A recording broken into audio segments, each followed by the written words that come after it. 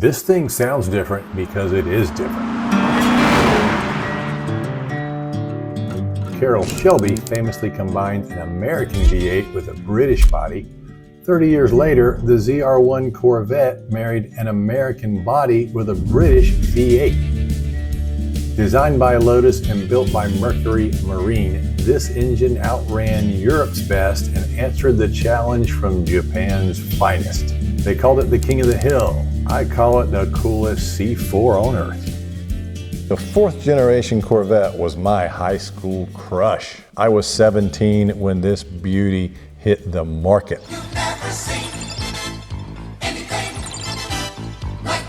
I'll never forget the first time I saw it. I was cruising on 17 South, and there it was on the horizon coming at me, this tiny little red Tic Tac growing larger and larger as it approached. I had been up on all the literature, of course. Motor Trend had already named it the car of the year by a wide margin. Here it was, zooming at me. It flashed by like something out of a futuristic science fiction movie. It had the pop-up headlights from the C3 generation. It had the great side gills, the beautiful round taillights. It was definitely a Corvette. The design language was intact, but it was less curvaceous, it was more angular. It may have taken me 4 decades to get one, but I may just have the best one. That is the subject of today's episode of Dave's Garage Mahal.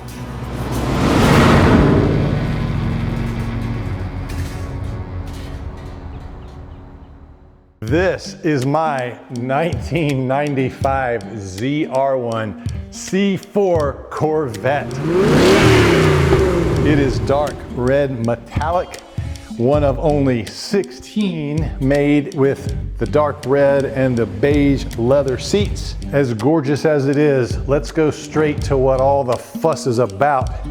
This was the brainchild of Dave McClellan and Lloyd Royce. They understood that the Europeans and Japanese were closing in fast on both build quality and performance, and they had no intention of surrendering the title of America's best sports car to anyone. This is 4 cams, 32 valves, 350 V8, just like every Corvette ever made. But unlike any Corvette before or since, this one has no push rods. It has 4 camshafts.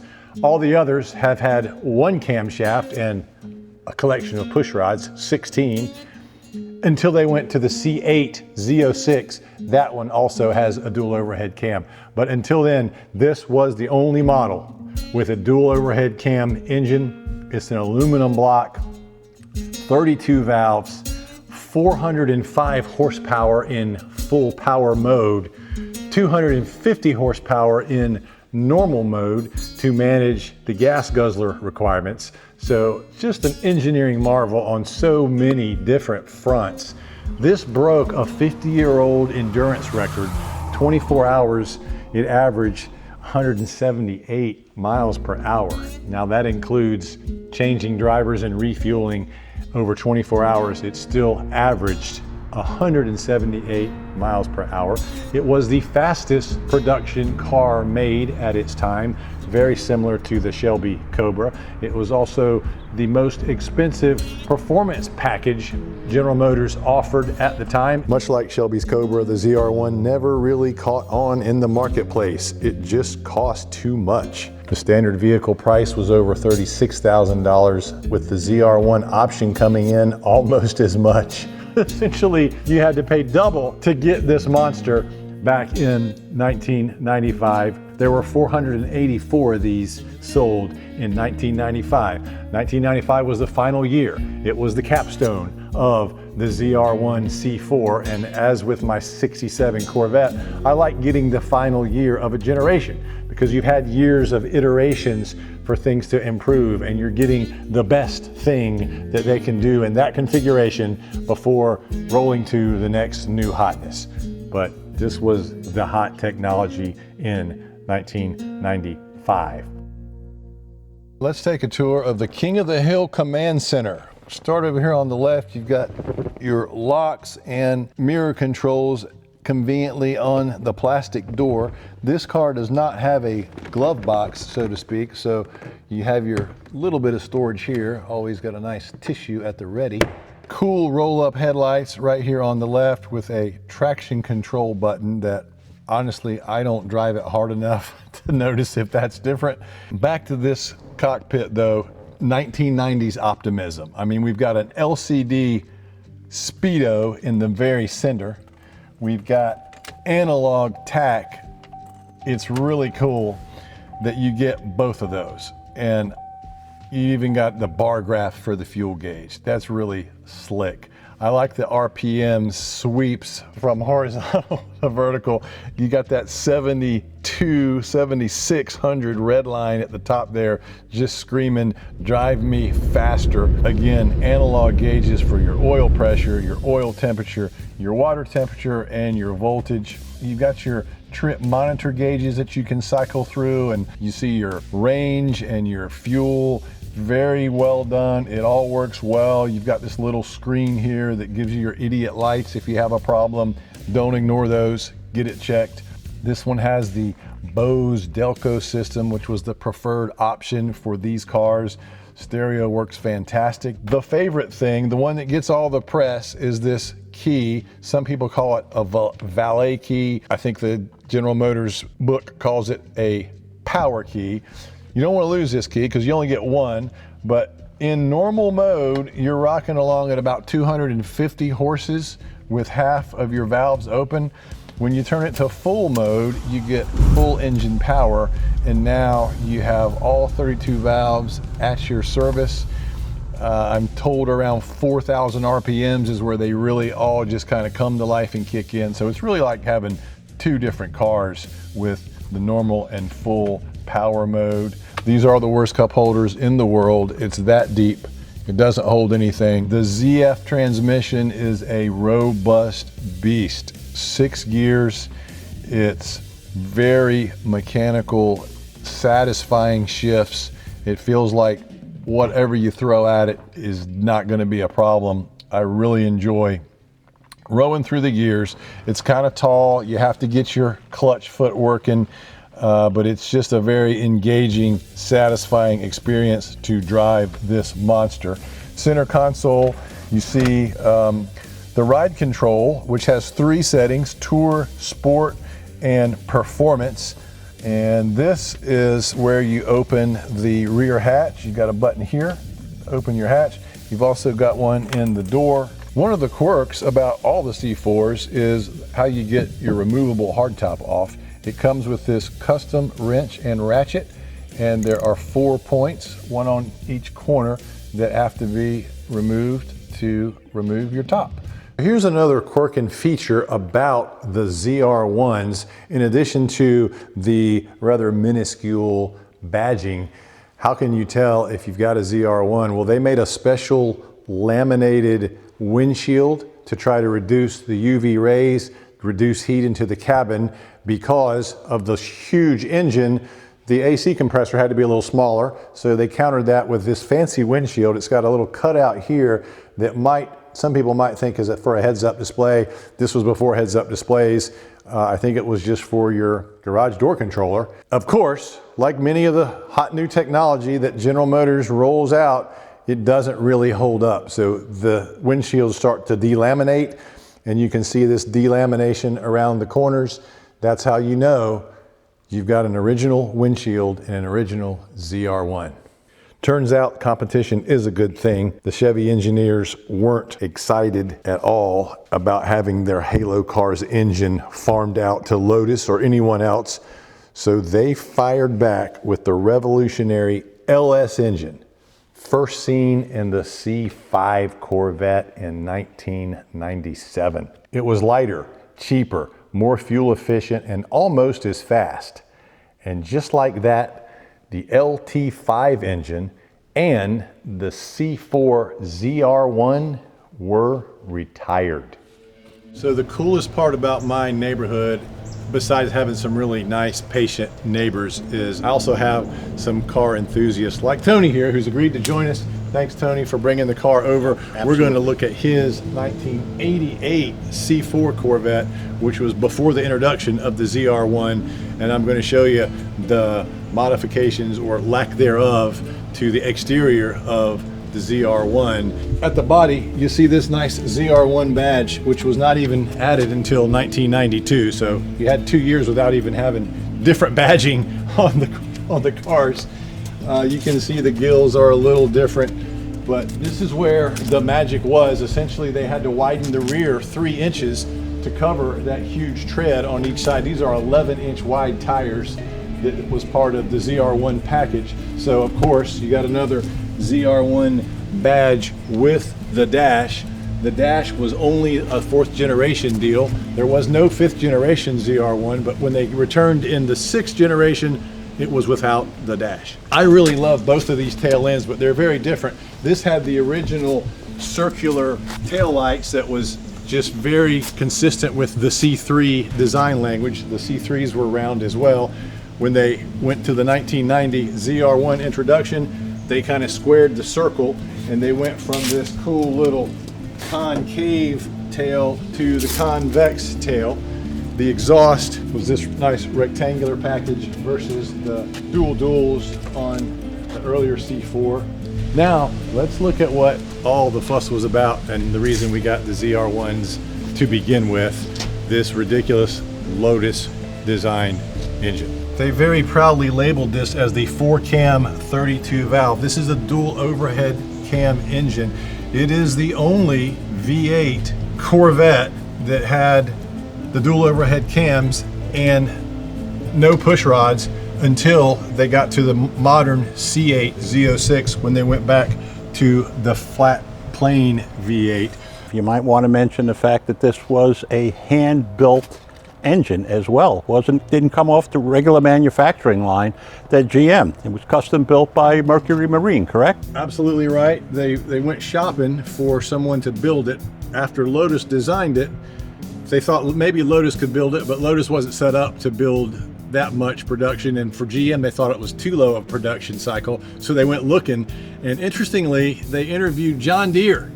So wouldn't that have been cool if they had a green John Deere Corvette? They would have had to have yellow interior, but they decided against going with John Deere. They had a great relationship with Mercury Marine because they were one of their biggest clients. They bought their engines for their stern drives, their inboard outboards, and they knew they were very skilled at working with aluminum blocks. So yes, they hired Mercury Marine to build them, and they were simultaneously doing testing while Lotus was designing it. Mercury Marine was trying to figure out the best way to build it. So they were in this race to try to get it out by 1989. And of course, as often happened with General Motors, they didn't get there, but they did get it ready by 1990. You want to take a look at your engine? It's a cast iron block motor, push rod engine, and has aluminum heads with it to push the horsepower up to 245. So back then that was deemed significant. Yeah, it was. And you know, when you contrast and you look at performance characteristics, if you compare this, like I would compare this to when I ran my 396 Chevelle with 425 horsepower. That car with a 4-speed stick, if I babied it, I could get maybe 10 miles to the gallon. If my foot was into it, I'd get about 6. Okay? 0 to 60 time, 6 seconds. The 88 Corvette, 0 to 60 time, 6 seconds. On a long distance trip, because of the configuration of this engine with the special transmission that was available, I got 30 miles a gallon, and around town I get 20. That's fantastic. All right, so marvels of engineering with all of the closed loop design systems in both of these engines, with fuel injection versus carburation and constant modification of timing so that these engines are running at peak performance all the time, regardless of the level of fuel that's put in them. Even though the engine tops kind of look a little similar with the pipes, this is a tuned port engine, and it basically limits the overall RPM to be relatively low at around 5,000. I couldn't tell you exactly because I don't remember it, but and it's similar, but you could tell on that engine that engine is like somebody had to have a set of gloves to fit that in there. because this is, even though I thought this was tight, that is unbelievably tight. Yeah, it's interesting how everything gets packed in there. So radical differences. There's no way that this car could compare and compete speed-wise with that car. When you're looking at over 400 horsepower compared to 245, you probably have a acceleration control module in that to provide you with limited rear wheel slip, where this doesn't have anything like that. So once you let it go, you're sliding. The other difference is when you look at these things, in this package, when I ordered this car in January of '88, there was the base model, and then there was a Z51 package, sorry, not ZR-1, a Z51 package, which everything I read about was like, it was like a rock crusher in terms of the suspension. It was designed purely for race, right? And the Z52 package drew my attention because the difference between the standard car and the Z52 package were these cool, what I call them Cuisinart disc wheels. Along with that was the fact that the tires, wheels, were exactly the same size. So instead of having 16-inch wheels with a different width in the rear and the front, the Z52 package had 17-inch wheels now. Went up from 16 all the way around, same size, so you can rotate front to back. So those are the major differences with that. Interior-wise, total difference in terms of what the dashboards look like. And you can see the top RPM here is somewhere around 5,500 RPM, where your beast will probably go more like 7,000. 72, yeah. In the 4-speed, if you push this button, it would change from low range to high range. Right. Okay. And you would get a little thing that would come up on the display that lets you know that you're in a different range, because you would see that it says, okay, you're now in high range or low range. You see a little overdrive unit come up as you're driving. How many miles do we have now? This is just shy of 50,000. It's 49,959 as we speak. 49,000 all by you. Yep. Not bad for a 37-year-old automobile. Very clean machine. And you see the logo here is, it shows you the 4+3 overdrive. 4+3 Nash Overdrive. Yep, so there it is, overdrive 4, and the 3 means that it would be in second gear through fourth gear with the other 3 gears that the overdrive unit would activate. Actually, this thing over time changed a bit, and now sometimes in first gear she'll upshift, which I don't have a problem with it, because when I drive this car, usually if it goes into overdrive early in first gear, I shift first to fourth. I go out 25 miles an hour, 30 miles an hour, and then put it in fourth gear. It's a torque monster, so it will definitely pull. That's really nice. So those are the differences that you can see interior-wise. The seats are a lot different than your seats, Dave, because these were the regular Recaro seats. Your Recaro seats are more comfortable, I bet. And so they wrap around you.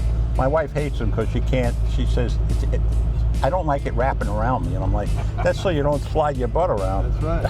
You take a curve.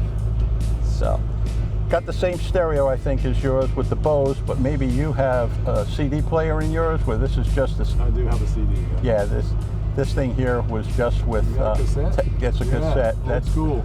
That's it. So, old technology, new technology with old technology. Our camera guy doesn't know what a cassette is.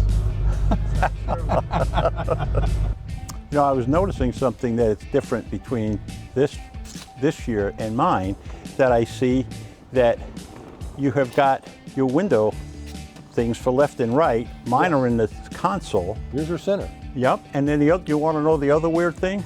I got caught in the rain once. Yep. And I was coming back from PT. I didn't think it was going to rain, but the sky opened up. Yep. Okay. And so I get in the car and it's pouring. I'm like, where's the wiper switch? And I'm looking, so you're looking at the classical places for a wiper switch. It's in the door. Your wipers are in the door. Wiper switch. I did not know that. My wipers are on the column like a classical wiper. So here's the wiper switch. Oh, look at that. And it's raining and I'm going, Where the heck's the wiper? The heck are the wipers? If you didn't know where to look, and I didn't remember. Yeah, because I never drive it in the rain anyway. Right, that's right. So the 2 times I got caught, I guess that means I got the ultimate in stainless steel exhaust. That's Everything pretty is cool. really, really clean. Well, keep enjoying it, and it looks so beautiful. Well done, sir. Well, you Thanks too. for, You Thanks for too. the time today. My pleasure. Let's go driving. What do you think? Absolutely. Do a little road rally. Absolutely.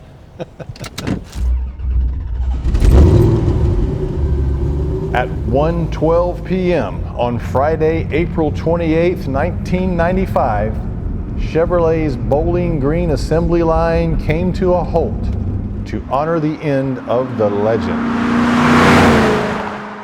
The 6,939th ZR-1 was paraded off the line and right across the street into the Corvette Museum, and then into the history books. General Motors called it mission accomplished, and for good reason. The LS engine went on to power everything from Corvettes to Cadillacs to Silverado pickups, and thanks to the Chevy Crate Motor program, the LS engines have found their way into just about everything, from classic Land Cruisers to Porsche 911s to Chevelles and Camaros, and of course, C2 Corvettes. Time for another lesson from the School of Dewey. My pop was a classic car guy. In his honor, here's my list of things to consider before buying a C4. He always had a list at the ready for me, any car or any dream car. The list of C4 items is long and well documented, so I'm just going to touch on a few here. Please do your own research before you buy any classic car. By the early 1990s, Corvette engineering was swinging for the fences. Anti-lock brakes, traction control, and a brand new optical ignition, all cutting-edge tech for the time. But with that innovation came complexity. The ABS system kept the car straight under braking, but its early Bosch modules became notorious for failure. Then came ASR, or acceleration slip regulation. In theory, traction control. In practice, a tangle of cables and servos that sometimes fought the driver harder than it fought wheel spin. Fortunately, by 1995, Corvette had evolved to the most reliable version yet, a combined hydraulic and electronic module that integrated both ABS and ASR into one smart system. The next item on all Corvettes that are non-ZR1s would be the OptiSpark distributor. Another thing that was way ahead of its time, this sensor that is used for your distributor, except they mounted it underneath the water pump.